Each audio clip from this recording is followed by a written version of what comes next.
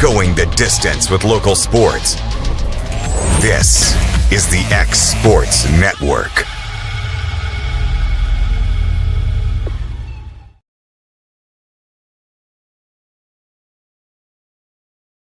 Make your property rock and roll with services from G&S Excavating, specializing in white sand, compost, mulch, topsoil, landscape gravel, and steel landscape edging. Turn to the pros who know how to make your project shine with years of experience. The best part is they're locally owned and operated. Choose from a vast selection of mulch and rock from their conveniently located facility at number 3 Valley Road in Lawrenceburg, just off Buffalo Road.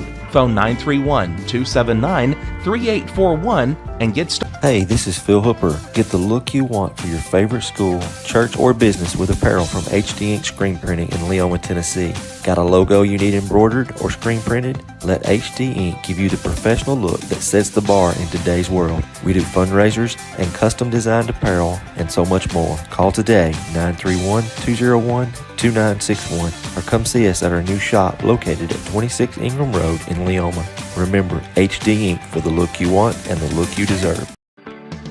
A moment in real estate with my dad, Jeff Hood. You know, I get asked a lot about what the market's going to do. How's the real estate market? I've been selling real estate for a long time, and nobody has a crystal ball. And you know what? When it's your time to buy or your time to sell, it really doesn't matter what the market's doing. It's your time, and you have to do something maybe. What makes a difference is the agents and the experience that go to work for you. We're Keller Williams Hood Company, located here in Lawrenceburg, Tennessee. We can help. Hood Company, powered by Keller Williams, the #1 name in real estate. There's a reason owners Tyler and Cindy McDowell chose the name In Service for their towing business. They did because it's their goal to be in service for you on the day that you need them the most.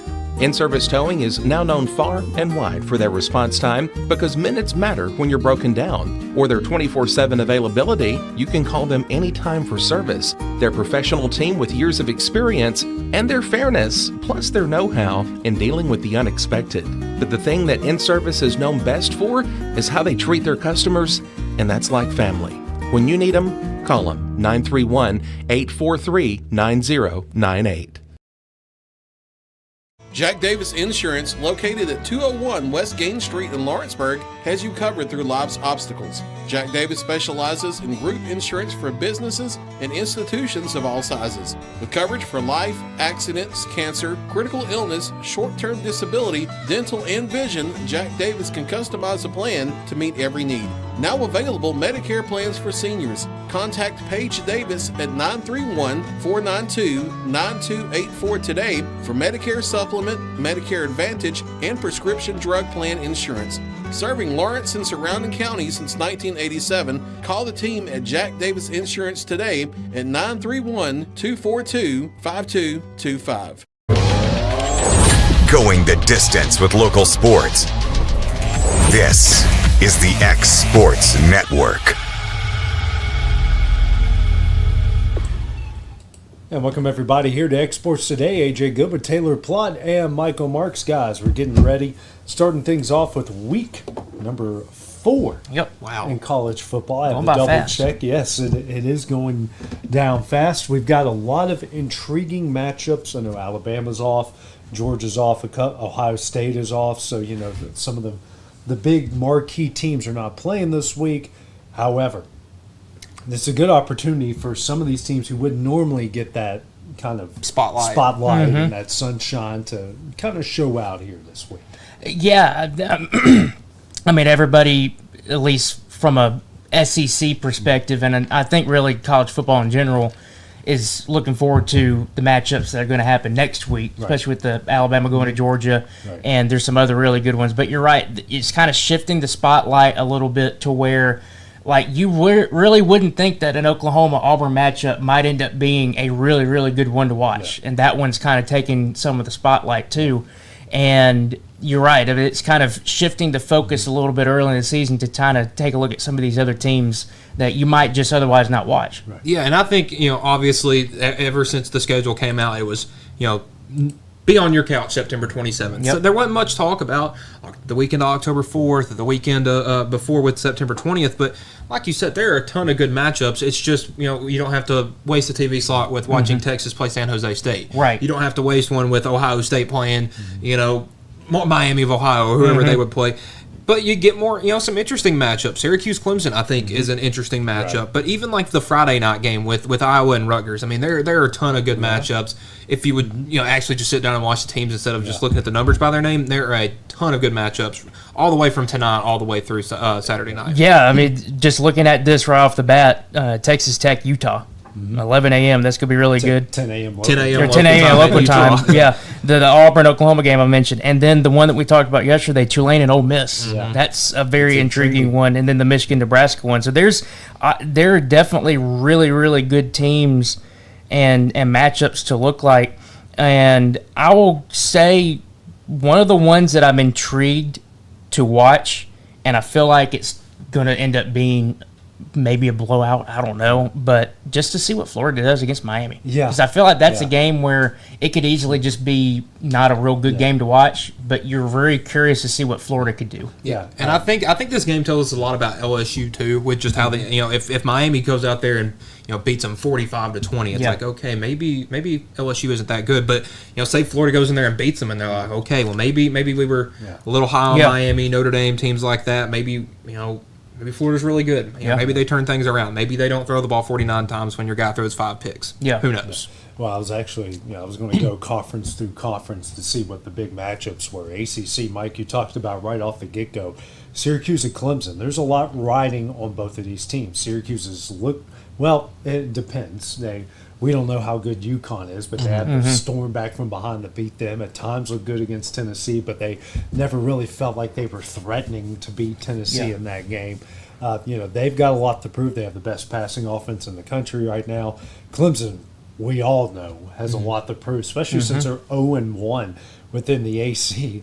And right now I'm looking at the line. Clemson's 16.5-point favorites, and something just doesn't feel right. I would almost put my house on Syracuse to cover that. Clemson rush defense, which is something that we would have known Clemson to be good at. 121 out of 130 teams. Wow. That's so on Clemson. Yeah. I mean, yards per game, they're in the mid-70s. And look, this pass offense from Syracuse throws for almost 400 yards a game. I mean, now Clemson's pass defense has looked good, they haven't really gone against an elite passing quarterback yet. And I don't want to say Steve Angeli is that, but he's definitely the best arm they've seen so far. The big thing I wonder is, obviously you look at this game and you feel like Clemson should win this game comfortably. And if it is by 16 or 17 points or whatnot, you expect them to comfortably win this game. But here's a Syracuse team. You made a really good point. Yeah, that Tennessee game, it didn't feel like they really threatened, but they hung around. They were able to compete. A lot of points. They were able to compete to an extent against a very, very good Tennessee team. And I just wonder, I feel like Clemson, even though I said that stat earlier, where it was since 2020, Clemson has been 15-17 against winning teams with winning records. Yeah.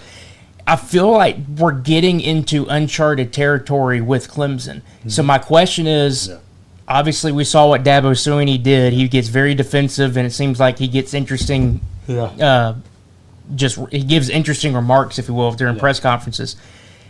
Could Clemson be their own enemy here?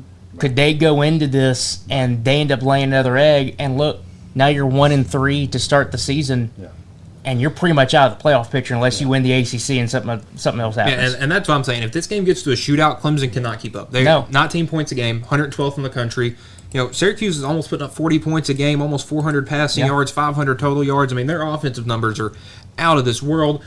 But, again, can they get stops? Yeah. Because I think that this opens the opportunity for Clemson to do something they haven't done really well all year, run the ball. Yeah. Randall is a fantastic running back, but they haven't been able to get him the ball in open running lanes. I mean, he's getting 4 yards a carry, and when you're playing some teams that maybe aren't known for their toughness, I mean, I think that honestly tells more about you than it does them. Yeah. Other conference games, guys, NC State at Duke. NC State's kind of proven to be a little bit better than what people have expected out of them so far. I feel like Dave Doran's a coach that gets a lot more out of his guys the less that's expected of them. they've got wins over Virginia and Wake Forest, but that's kind of odd. It only says they're 1-0 within the league. I think there should be 2-0. Maybe that's just a misprint. It could be. Yeah, just a misprint. But that one's intriguing. NC State's okay. This one has them at 2-0, so that must be okay. Yeah, that's an ESPN thing. So they've hey, they're already ahead of the curve in the ACC. Duke needs a big win. Just needs a win because they're 1-2. They faced some really good competition. Stanford and Virginia is interesting. Virginia, who's 0-1 within the AC, that lone loss coming to NC State bit late, where they were leading for most of that game, and Stanford is 1-0 when Boston College came out there and lost to them. So both of those matchups are intriguing. Yeah, and Boston College wasn't a bad team. They got one of the best quarterbacks in the country, but I mean, in Stanford, and funny enough, in that situation, has one of the worst, statistic-wise, one of the worst quarterbacks in the country at Dylan Gabranson. But it's interesting because two teams in the ACC are having to fly across country to meet. I mean, it definitely lobbies for some interesting matchups.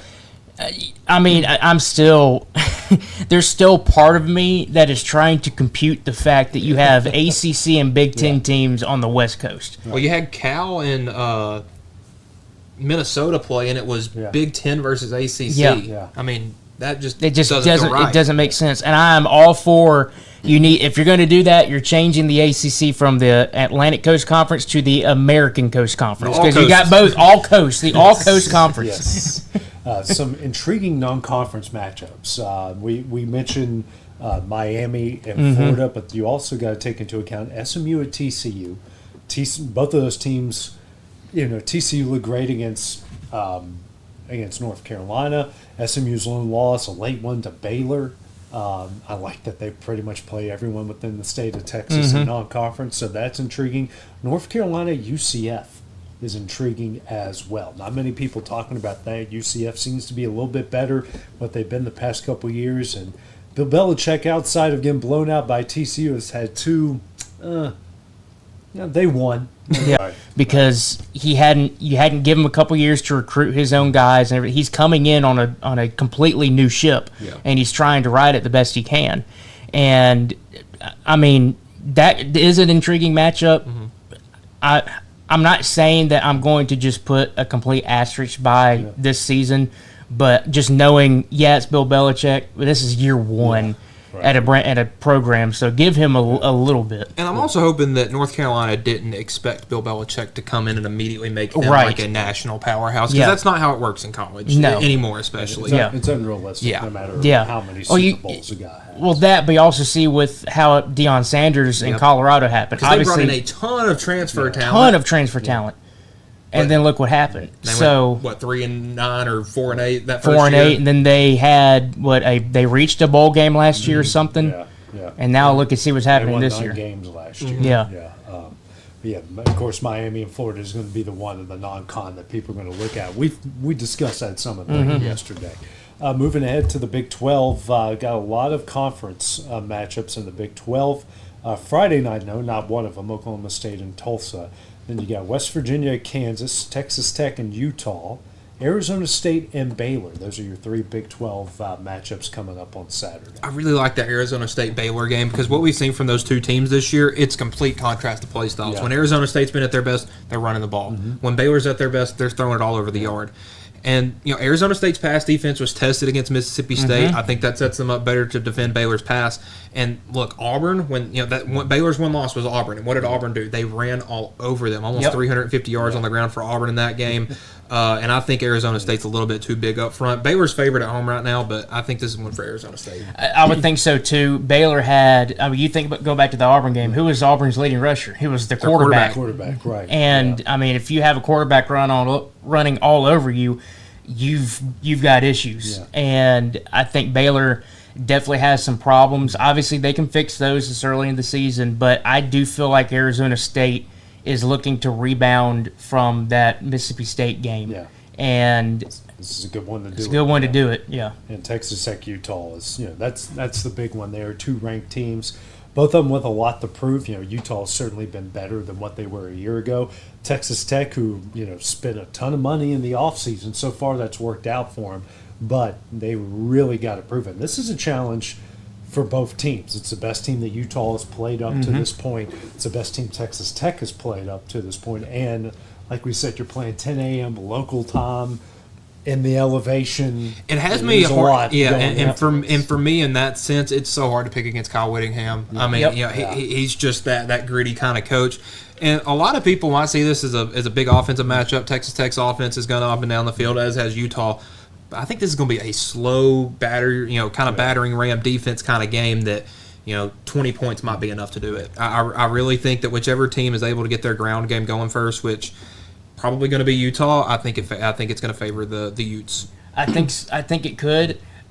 I don't know why. I feel like this matchup, because I agree with you where I feel like it's going to be slow. But for some reason, I just have this gut feeling that it's going to be slow, and once we get either to the late third quarter going into the fourth quarter, It's just going to be back and forth. you're gonna look at that box score, and it's going to be like, all right, well, each team scored like 7 or 3 points in like the first 3 quarters, and then the fourth quarter's going to be like 21-27. It very well could be. That would be fun. It would be very Big 12 of them if they did that. Moving to the Big Ten, guys. Friday night, an interesting one. Iowa at Rutgers. Iowa's only lost to an undefeated Iowa State team who's 4-0 right now at this point. Rutgers undefeated at 3-0, and I know both of these teams, if they want any shot to have not only just to be in the picture to win the Big Ten, but to be in the playoff picture, this is the one that they've got to get on Friday night. Yeah, and Rutgers has done a really good job turning the ball over, turning people over this year. And an Iowa team that doesn't get many drives every game just because of how slow their offense works, I mean, it's tough. Now, Iowa's defense, only gives up 178 yards a game. That's incredible. Yeah. But Rutgers puts up almost over 450 yards a game on average. With it being at Rutgers and Iowa kind of coming off, that loss at Iowa State 2 weeks ago, I'm curious to see if they bounce back. I don't think it'll happen. I was kind of high on Gronowski to start the year, and just because of the way he played at South Dakota State, but that has not translated to the FBS side. Yet again, here we go with another Iowa team that is hardcore defense. They're going to limit you to just a handful of scores possibly. But then on the offensive side, it's like, well, they might struggle to score 21. Well, that's the thing. It's like Rutgers is like, man, we might only score 17 points this week, but that might be enough. That might be enough. Yeah. I mean, I would still think Iowa would be the better team, but man, this Rutgers team, it's weird. It's weird. Because nobody looks at Rutgers as any crazy, and obviously their schedule, they haven't played anybody too great, but they beat a good Ohio team week 1. They beat a good Miami of Ohio team week 2. Norfolk State and an FCS team last week, but I mean it's a short week for them. Also, they played last Saturday, so only about 6 days in between their games, so they could be a little beat up. Yeah. Another game, 11 a.m. our time, Maryland and Wisconsin. Wisconsin coming off that beat down to Alabama.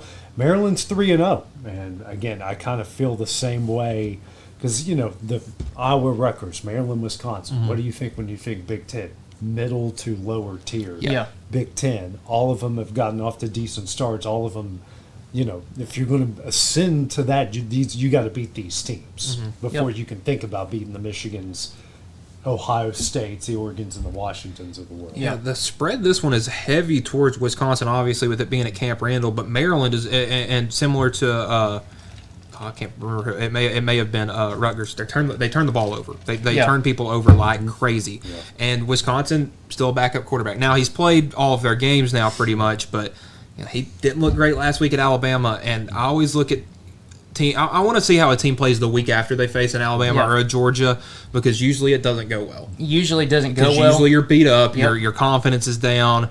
You got backups playing because they've been injured, stuff like that.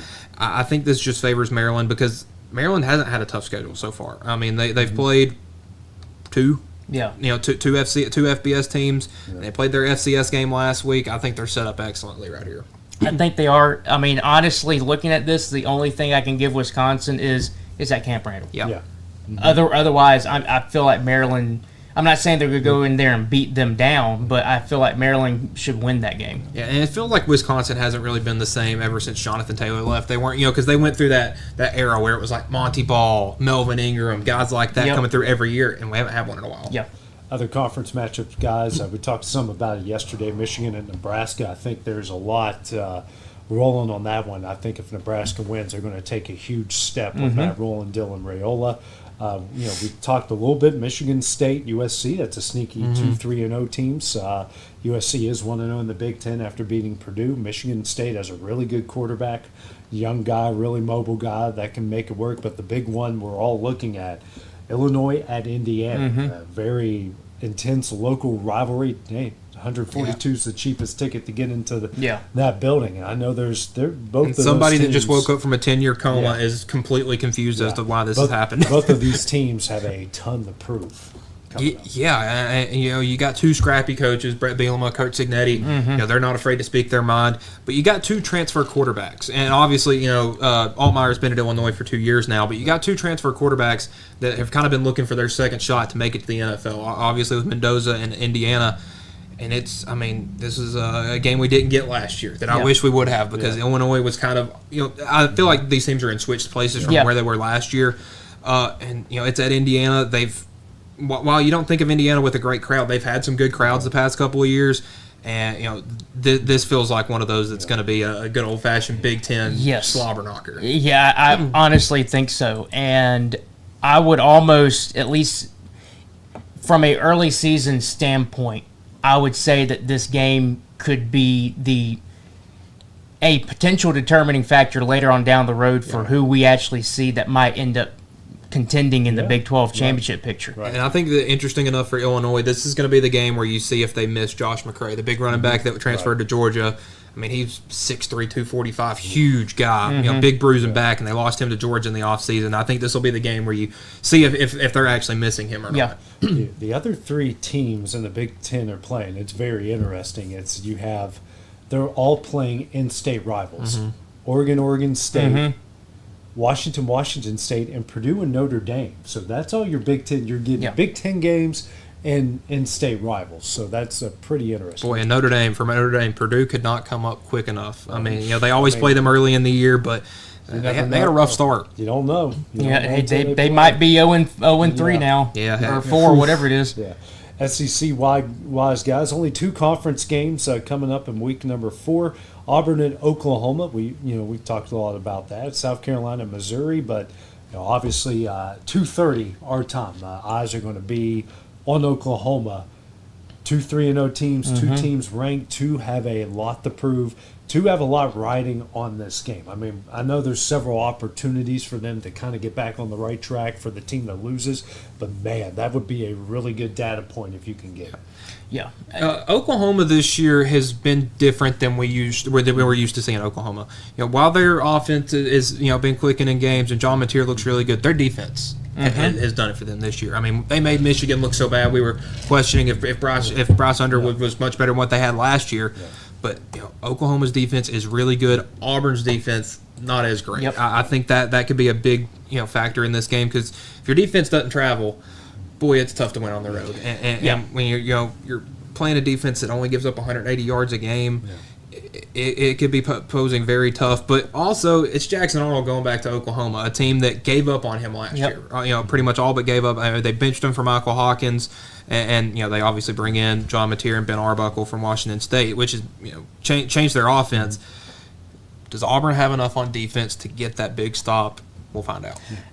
That's a big question mark. And kind of go back to what we talked about yesterday, where I feel like there's two different sides of this coin, where I feel like Oklahoma has the most to prove, just because from a team standpoint, you feel like they've underperformed based on what they've had over the past handful of years. And I feel like this is the year they're finally putting everything together. They have a really good defense. Offense seems to be clicking. They seem like they have everything that they need to contend in the SEC. I'm not saying that they'll be a lock for contending in the championship, but they can contend in the SEC day in and day out, or week in and week out. From the Auburn side, you're coming into this feeling good, but honestly, I feel like it's the fan base that has the most to want to prove in this. And I don't know, you're going into Norman, Oklahoma. That's a hostile environment. That is a very hard place to play, for sure. And that place is going to be rocking. And I feel like Auburn's offense is going to be able to score some points, I'm not sold on their defense. Yeah. I honestly could see this end up being not an Oklahoma beatdown, but Oklahoma wins by a couple of touchdowns. Well, I don't know if you remember, you were on our episode of the SEC Tailgate when we were picking Oklahoma's schedule. Yeah. And I remember saying, watch out if Auburn's 3-0 going into this game, because we didn't think they would beat Baylor. But right. I said, watch out if Auburn's 3-0, because, I mean, they haven't played anybody yet, but they haven't lost yet. Yep. So that's true. I think both teams are so similar. You have coaches on the hot seat. Yep. You got transfer quarterbacks looking to prove something. Where one defense is a little bit more proven than the other. Both fan bases are waiting. They have expectations, waiting for someone to do something. Yep. One fan base is going to be either really happy or really mad. Yeah, and both teams really haven't made a big postseason push since pre-COVID. Auburn had that year in 2017 or 2018 where they would have been the first two-loss team in the playoff if they didn't lose the SEC championship game. And Oklahoma hasn't made it since Jalen Hurts was the quarterback. So, South Carolina at Missouri. Obviously, South Carolina not going to have Sellers, and Missouri at 3-0. This is not a good time to be the Gamecocks, especially after last week. I completely agree with that. And if they don't have Sellers at quarterback, I don't see how they can get through that Missouri game. I mean, if there was an SEC matchup that I feel like it could potentially be an automatic beatdown, I would kind of look towards this game because you saw what South Carolina did without Sellers against Vanderbilt, and Vanderbilt whooped that tail. Now Vanderbilt might be really good, and I think Vandy's really good, but South Carolina might just be not very good without Lenore Sellers. That's the thing, and I wouldn't be shocked at all if they, because you said it's in Columbia, right? Columbia, Missouri. Yeah. I wouldn't be shocked if they get out of there and they have another 30-point loss or something. It could be. And looking at the injury report for this Oklahoma deal, they got 3 offensive linemen out, 4 more questionable, 2 more probable. So they might be missing a lot up front. They could. Yeah. Some other games, an interesting one, guys, over in the state in the Liberty Bowl, Arkansas and Memphis. I mean, when we talk Group of 5, we say Tulane, USF got off to a great start, but Memphis is at 3-0, and they've beaten some pretty decent teams, especially Troy on the road. They dominated Troy on the road. They beat Georgia State, who has Vandy this week, and a lot of people have high hopes for Georgia State there in the Sun Belt. Arkansas coming in at 2-1. That's a tricky one for the Razorbacks because that's a Tiger team that place is going to be rocking with both fan bases, and that's a Tiger team wanting to prove something to somebody. Well, it's really funny because Memphis' past 2 coaches, Mike Norvell and Justin Fuente, liked playing an SEC team every once in a while. I remember, I think it was Fuente's last year at Memphis in 2015. They had Ole Miss come up there, and they beat Ole Miss on an early noon game on ABC. Yeah. Arkansas is kind of in the spot where Ole Miss was about 10 years ago, where they were kind of on the decline. You got a coach on the hot seat.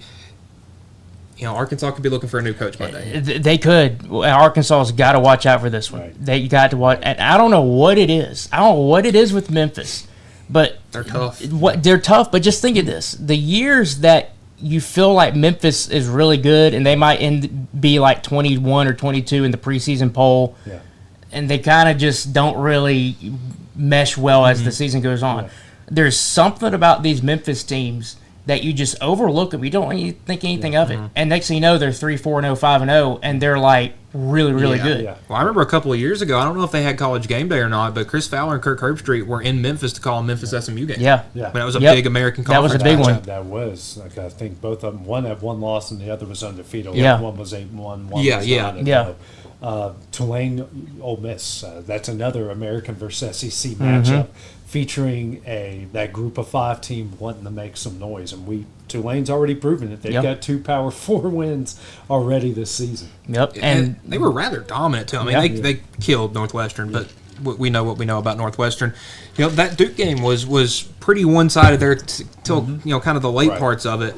I think Tulane might be the real deal on defense. I get everybody's talking about their offense because they're scoring a ton of points, but they're only allowing 20 points a game. I mean, that's enough to get it done. And go back and look at last year, because I remember I brought it up when Ole Miss, they had them on the ropes. On the ropes, and the last 10 minutes of that fourth quarter started unraveling for Tulane. Yeah. And what was the problem for that unraveling? Their defense kind of got weared down and tired. Right. If they can I feel like their defense this year is better than what they had last year, even though last year was pretty good. Yeah. If they're able to do the same thing on offense that they did at Ole Miss last year, I feel like their defense is in a better position to stave off maybe an Ole Miss attempt to come back in a game or potentially win it. So I don't want to say Ole Miss is winning it and Tulane's winning it, but I would not be shocked if Tulane comes out of that with a win. And I think which quarterback Ole Miss plays is going to play a huge impact because obviously Austin Simmons was their number one guy coming into the season, but has had some turnover problems, has had some injury issues. I'm not sure if he's going to be good to go or not. But Trinidad Chambliss, their backup transfer, had a huge game against Arkansas and really got them the win in that one. But Ole Miss's defense did not look very good against Arkansas last week. And Tulane plays a lot like Arkansas, a mobile quarterback that likes to run it. So, maybe Ole Miss having 2 weeks to kind of prepare for a team like this would fare them better. But Ole Miss almost lost to Arkansas last week, and now we're talking about Memphis, possibly beating Arkansas. Yeah. So, oh shoot, I lost my train of thought. I thought of something and I lost it. So the other games, Northern Illinois, Mississippi State. Bulldogs wanting to go to Knoxville 4-0 next week. Have a good chance to do that. Mentioned Georgia State, Vanderbilt, Southeast Louisiana at LSU. Can LSU score more than 30 points? We'll see. And Sam Houston State at Texas, because it feels like Sam Houston State is just playing the best the Group of Five has to offer. UNLV, Western Kentucky, down the line, those poor guys. Let me say this one thing about that Texas game, just related to Arch Manning. If Arch Manning does not have a good performance in this game, I'm having alarm bells flying. As you should, as we all should. And here's the SEC games for next week, which kind of tells you how important this week is for some of these teams. We've mentioned Tennessee at Mississippi State. I forgot. For some reason, I thought it was in they're going down to Starkville. Forgive me for that. Notre Dame's at Arkansas, so that Arkansas game at the Liberty Bowl is pretty big. Utah State at Vandy. Vandy could be 5-0. Yep. Out knocking on bowl eligible already. LSU at Ole Miss. So I mean, how big is? Auburn's at A&M. We got Bama at Georgia, and then UMass, Missouri, and then Kentucky and South Carolina. This week is huge. Because it sets up a lot of stuff for what's next week going to look like. Because if you have a little trip up this week, man, you may fall flat on your face the next week, and then by October, you're forgotten about. Yeah. Well, perfect example, we've already talked hard on that Oklahoma-Auburn game. Just from an Auburn perspective, let's say you go into Norman and you lay an egg, and and now you're looking 2-1. Well, now you got A&M. Who's not going to? That's not a bad team at all. No. And now all of a sudden you're riding high because of what you're looking like already, and then what are they? They're 3-0. So instead of going 3-0 or 5, make it 5-0. Now you're 3-2, and you're questioning some things. Yep. All right. Well, coming up next, guys, we'll take a look at week number 3 within the NFL. That will be when we return here on Exports Today. Are you looking for the perfect refrigerator? What about a new stove or washer or dryer? It only makes sense to shop at the one place that specializes in appliances, top to bottom, big or small. And that's Kelly Appliance in Lawrenceburg. Kelly Appliance is home to all major name brands, including LG. LG makes life good with a full selection of refrigerators, cooking appliances, dishwashers, microwaves, and more, including appliances made right here in Tennessee. Family owned and family operated. Stop by Kelly Appliance on Jerry Street in Lawrenceburg today.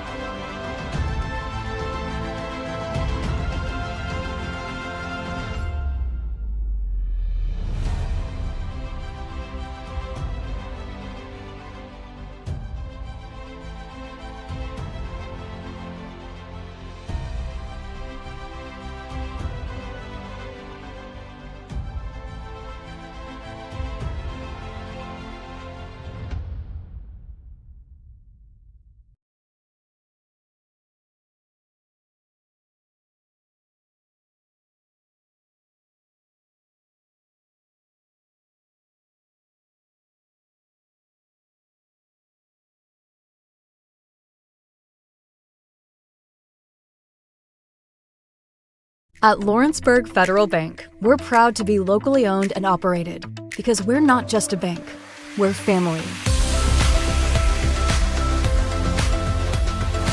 When you call, you'll be greeted by a friendly representative who's ready to discuss your banking needs, as well as offer our competitive rates on CDs and money market accounts. Our loan decisions are made in-house and never sold to a secondary market because our commitment is simple. You matter to us. At Lawrenceburg Federal, we offer all the conveniences of larger banks with a personal touch. Join us at Lawrenceburg Federal Bank, where community, trust, and service come together. Lawrenceburg Flooring and More is your premier source for hardwood, laminate, luxury vinyl tile, sheet vinyl, residential and commercial carpet, carpet tiles, ceramic and porcelain tile, waterproof floating floor, plus blinds and shutters. Lawrenceburg Flooring and More is also home to all name brands and can tackle projects big and small. Installation, you're covered with installers who've got years of experience and stand behind their work. Let Lawrenceburg Flooring and More make your design dreams a reality.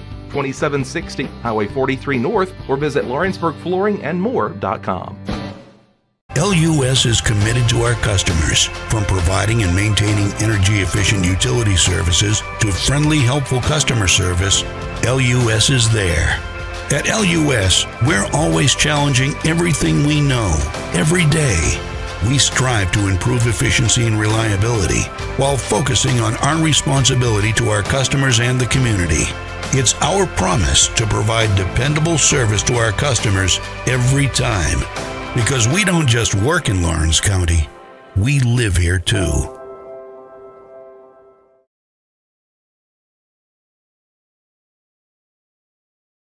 Make your lawn a legacy. At Legacy Lawn and Landscapes, we put more than 16 years of experience into your goals. We won't meet your expectations, we'll exceed them. We offer consultation, installation, maintenance, hardscapes, construction, and land clearing services. Owner John and Jamie Brewer with their team are dedicated to providing the highest quality landscape services to commercial and residential clients in Middle Tennessee. Service, teamwork, results. That's how you leave a legacy. Going the distance with local sports. This is the X Sports Network.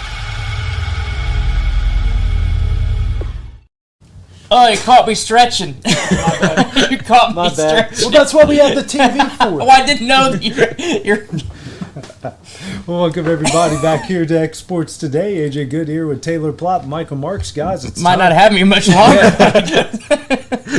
Time to get into the NFL. Thursday night tonight, I don't know if this is worth watching, but the Bills are having an open practice. Really. The Bills are having an open practice. 11.5-point favorites as the lowly Miami Dolphins coming to. If Josh Allen is not on the bench sometime during the third quarter, then something has gone wrong. I think the Dolphins, funny enough, are going to try to slow this game down, which sounds weird with how they've played the past couple of years. But they just don't have enough, really. I mean, they've had the drama with Tyreek Hill, the injury problems with Tua. Mm-hmm. I mean, it's kind of things compounding off of each other that has taken a toll on really everything with Miami. Tua injured? Yeah. No, not Tua. I mean, he's a head bump away from the retirement home, and then that's it's scary that he's like that already. He's probably 26, 27. Yeah. The thing that always just shocks me with where we are now with this Miami team is you go back. When did Tua get drafted? What was it, 2019? Yeah. 2019. It was right before COVID. Yeah, coming off a knee injury because he blew it out against Mississippi State. Right. Watch out, Joey. Yeah, really. But think about it. You looked at this Miami team, 2021, 2022, and you're thinking, okay, this is the beginning of a potential really good. Right. Maybe dynasty, I don't know, but at least you felt like it was a really, really good, solid playoff. They were on a really fast upward trajectory. Fast upward trajectory. And look at it now. And, I mean, you could obviously talk about the Tyreek Hill stuff. Yes, Tua, I agree. He's one head injury away from he cannot play football again.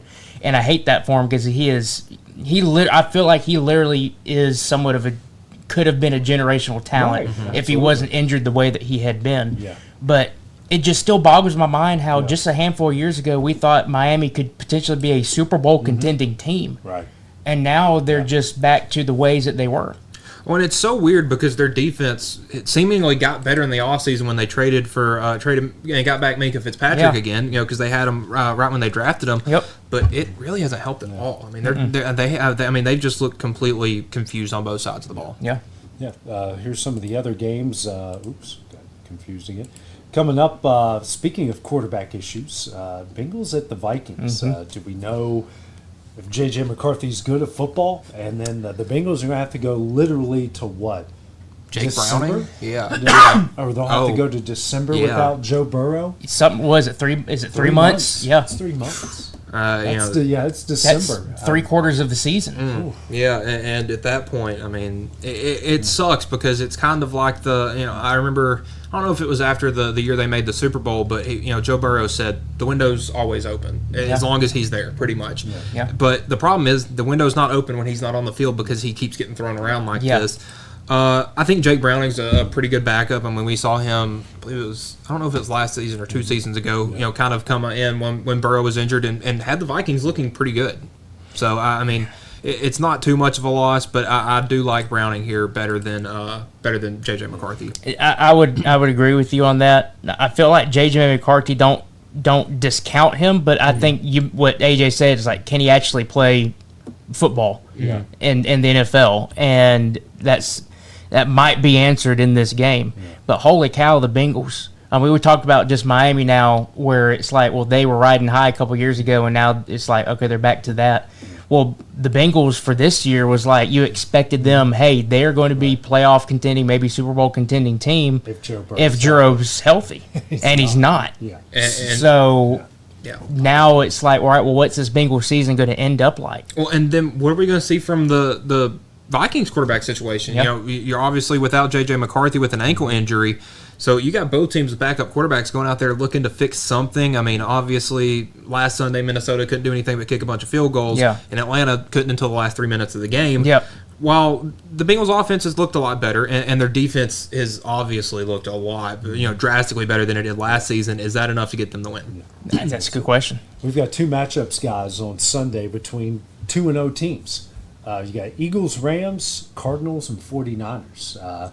Eagles, Rams made sense to me. Cardinals, 49ers, not so much, and this is coming from a 49er fan. I did not see us 2-0, let alone playing the Cardinals at 2-0, but Mike was showing me the stat. 2 of the top 3 offensive lines, according to their grades by all the grade services, 2 of the top 3 of the Cardinals and the 49ers. Wow. Probably explains why they're both 2-0. Yeah, and honestly, out of those teams, I kind of with you. Maybe you didn't think the 49ers would be 2-0, but I did not think the Cardinals would be 2-0 for sure. I thought they'd be 1-1. Yeah. I think 1-1 was realistic. Yeah. Well, their first 2 games were Carolina and New Orleans, so that's right. Then maybe we could see them at 2-0. Maybe we could see them. Yeah. The 49ers were the Seattle Seahawks and New Orleans. Yeah. Poor Saints. Yeah, that answers a lot there, but that's going to be we don't know how good the Cardinals defense is. 49ers may or may not get Brock Purdy back this week. They're going to have to rely a lot on Mac Jones or Christian McCaffrey, who's averaging just over 4 yards per carry. Ricky Pearsall has been great for him in the first couple of weeks, so that's interesting. But the Rams and the Eagles, a replay from last year's playoff game where, I'm going to be honest, guys, if that's not snowing, the Rams might have won that game. Yeah. Very well. Yeah. I mean, that weather was absolutely terrible. And it feels weird that the Rams are like kind of still around. I mean, Matthew Stafford's been in the NFL forever. And 30 years. Yeah. and it just feels like he keeps consistently, staying at his level. We haven't seen him take a massive fall off or a really great year or anything. And they keep adding pieces around him. It was Cooper Kupp and Brandon Cooks and guys like that when he got there. Now it's Puka Nacua. Now you got Kyron Williams. Now you got you got a bunch of pieces on that offense. Their defense is pretty good too. I mean, they've held their own so far through the first couple of weeks. I mean, held Houston to 9, held Tennessee to 19. So the defense has looked good so far through 2 weeks for LA. And they're like what? How many years removed from winning the Super Bowl? The Rams. It was right after COVID. Yeah. Right after COVID. It was the 2021 season. Yeah. Because I'm just going back to my personal life here. because I was living in my other house, which is my first year living here. So that would have been the year after COVID when Brady and them won. And that was the Bengals-Rams. The only time the host city played and won. Yeah. The second time. Years. Man, I was sitting here thinking, what are y'all talking about? I completely forgot that the Rams and Bengals had a Super Bowl. And I watched every snap of that game. Well, it's just one of the greatest halfttimes ever. Yeah. It was. But you go and you look in the Rams that next year, they kind of fell off. But then it's like you feel like they're getting back up to that. And Stafford at quarterback, he seems like he's. What is he? Why am I blanking on his name? The actor that doesn't seem like he ages. Tom Cruise. Tom Cruise. It's like the Tom Cruise of the NFL. It's like he just does not age. Is Stafford doing Scientology? He's doing Scientology or something. But it feels like they're building it back to where they could end up being a potential not only playoff team again, but who knows? Because you're right. If it wasn't snowing in Philadelphia. I mean, that was a one possession. With the Rams driving late in the game. And we might be looking at a Kansas City Rams Super Bowl. I was watching that or paying attention to it coming back from a Tennessee Vandy women's basketball game in Nashville. Oh, God. Vandy. Horrible situation. That girl's good. That one girl that Vanderbilt's got is solid. Yeah, it did. Here's some of the other 2-0 teams in action. The Packers against the 0-2 Browns. I think we can give that one the chalk.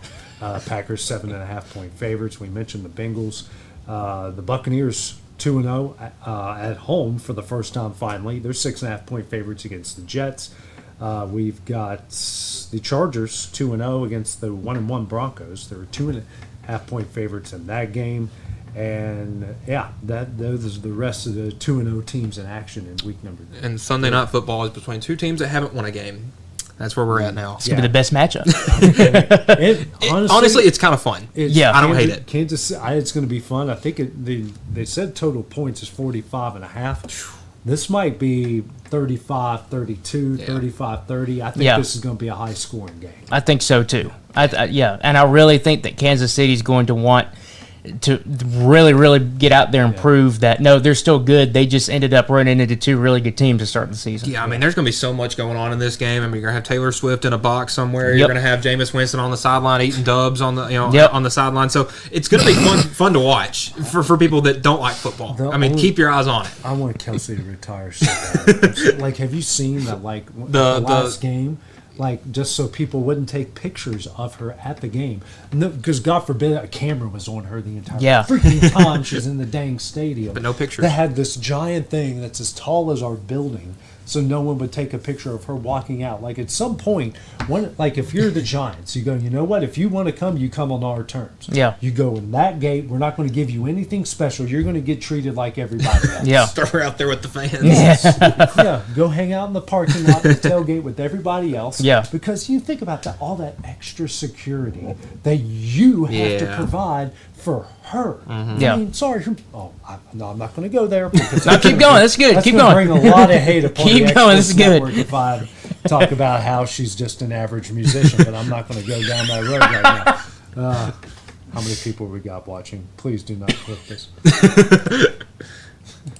You calling Taylor Swift mediocre over there? I mean, come on, let's be real. It is what it is. She ain't the Beatles. What's that SpongeBob scene where like he goes into he crashes through Squidward's?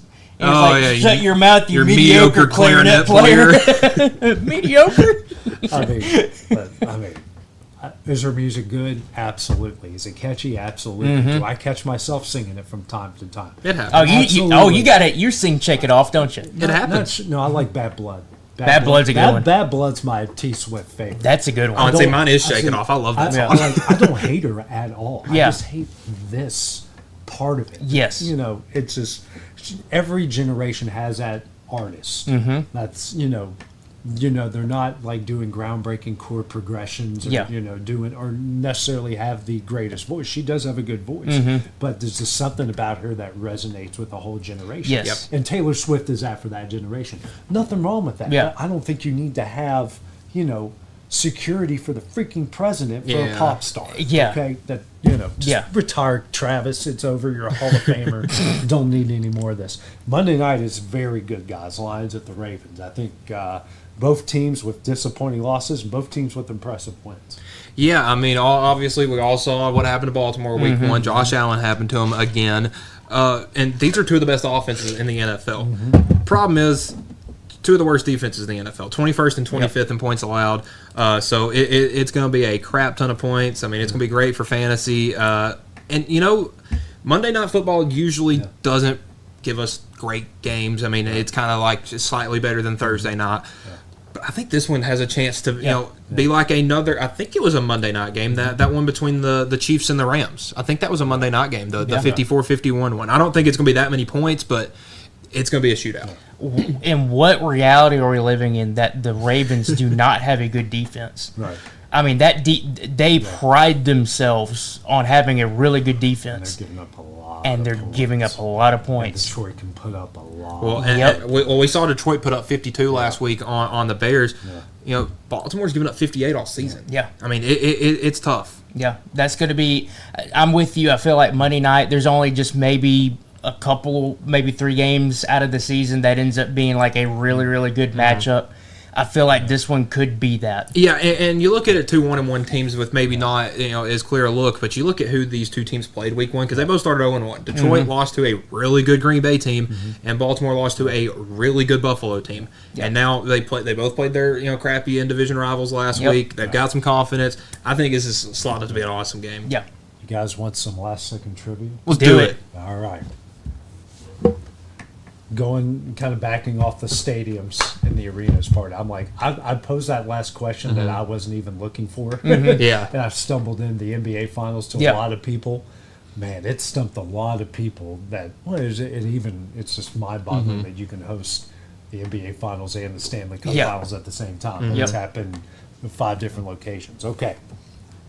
Stadiums that have hosted a Super Bowl where a college team is their primary stadium. Yeah, where a college team is the primary tenant. Philly's one of them because of Temple, right? They're not the primary. Oh, yeah, okay. And Philly's That's never what I was hosted a Super Bowl.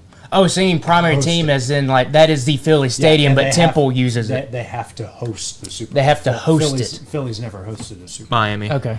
Yeah. Does Hard Rock count on this? Yeah, Hard Rock, but mainly the Orange Bowl because the Orange Bowl was on. Well, I was just about to say I was about to ask if there were any old stadiums like that. So I would have said Orange Bowl. There's 2 in counting that one, but we'll also do Hard Rock and loop it all together.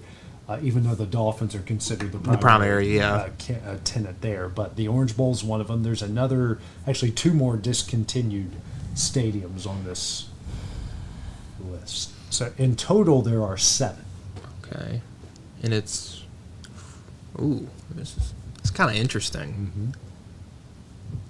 Because I'm trying to think of where what big stadium Super Bowls would be at, and like the Superdome was never a primary college, was it? That was always for the Saints. And Tulane, that was a temporary. Yeah. Yeah. And nothing in Atlanta. You want me to give you the states? That would help. Arizona, California. I bet they had it at Tempe at the Fiesta Bowl. They did. That was the Cowboys Steelers. Oh, okay. Troy Aikman. Troy Aikman. Neil O'Donnell threw 2 gift picks. Yep.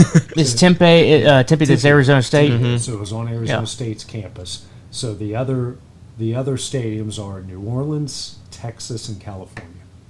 Wow. Okay. So it was New Orleans. I didn't mean. So it was. I meant Louisiana, but I basically gave it away. Yeah. Who's the primary at?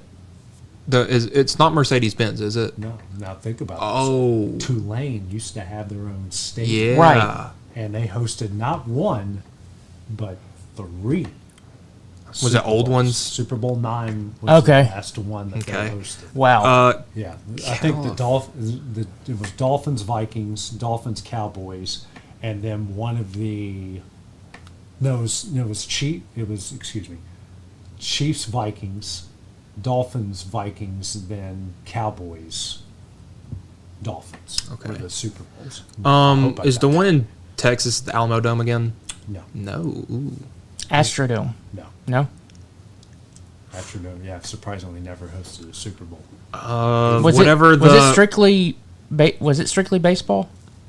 Astrodome? No, they never hosted a World Series. No, yep. Okay. Because they were in whatever they call that place now. Daikin Park. Yeah. Yeah. You're in the right. Houston is the right city. Oh man, I don't even know what else they have out there. It may be the one we were just talking about, but like the where the Oilers used to play. Did that not host it? Yeah, no, that didn't. Never had a Super Bowl. Oh, what other stadiums they have out there? Because they got. Well, that one's going to be one that's no longer there, is it? No, it's still there. Okay, I feel like I've heard this before. Did they play a Super Bowl at Rice? They did. Super Bowl 8 was Yep. at Rice. At Rice. I've been there twice, and every time I would go there because, Rice maybe hosts 2,000 people. Yeah, it's a really small again, stadium. It's a massive place. Yeah. This place holds like 65,000 people. I'd walk around. It's a huge stadium. Yeah. I'd walk around and go, they hosted a freaking Super Bowl at this place? Are you serious? But they were in kind of dire straits. So, Yeah. Okay, now you guys got three stadiums left, and they're all in California. Well, one of them's the Coliseum. Nope. It's never hosted a Super Bowl? Oh, nope. That's right. Super Bowl 1, yeah. For some reason, it's not on this list, but you got 3 more. Rose Bowl? Yes. Yeah, multiple Super Bowls, Yeah. actually. Yeah.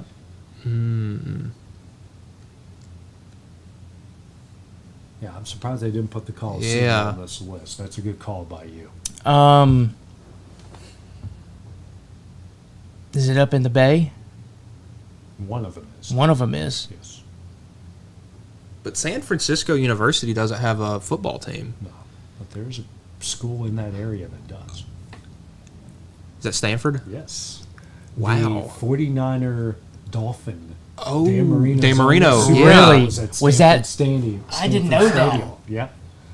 When Montana, That's kind of cool, though. Cause, Montana and company just boat race Yeah. Big Danny. Because Dan Marino went to Stanford, right? Or no, he went to Pitt. It was Dan Marino. That's what, or John Elway is who I was thinking of. So there's one more you're missing. Is it in L.A.? South of LA. Is San Diego? Oh, so yes, Yeah. the old part. Yeah. Yep. Yeah. Yeah, they hosted Malt. It only has. I'm surprised the Allegiant hasn't hosted a Super Bowl yet. Yeah, I think they're on that list. Who's the college in San Diego? San Diego. San State. Diego. Is it San Diego State? Stadium Yep. was built, and San Diego State was the tenant before the Chargers. Oh, okay, gotcha. So they were the primary primary tenant team. at Yeah. the time. So, Interesting. Yeah, I've been to, let's see. I've been to Sun Devil Stadium. I've been to Rice. I've been by Rice's stadium. I've never been inside I've it. been to Hard Rock, and I've been by I've been by the old Superdome, actually right after Katrina, which is Wow. weird. So Interesting. a lot of fun stuff there back in the day. Well, guys, we got a full slate of stuff coming up here. Oh, I got everything. One of those days. We got a bunch of soccer. You guys are going to a pretty good volleyball game tonight. So we'll have our high school football preview show coming up tomorrow. Then plenty of high school football. And you got college on Saturday and the NFL on Sunday. So for Taylor Plott, Michael Marks, I'm AJ Good. We will see you guys coming up on Monday. Going the distance with local sports. This is the X Sports Network.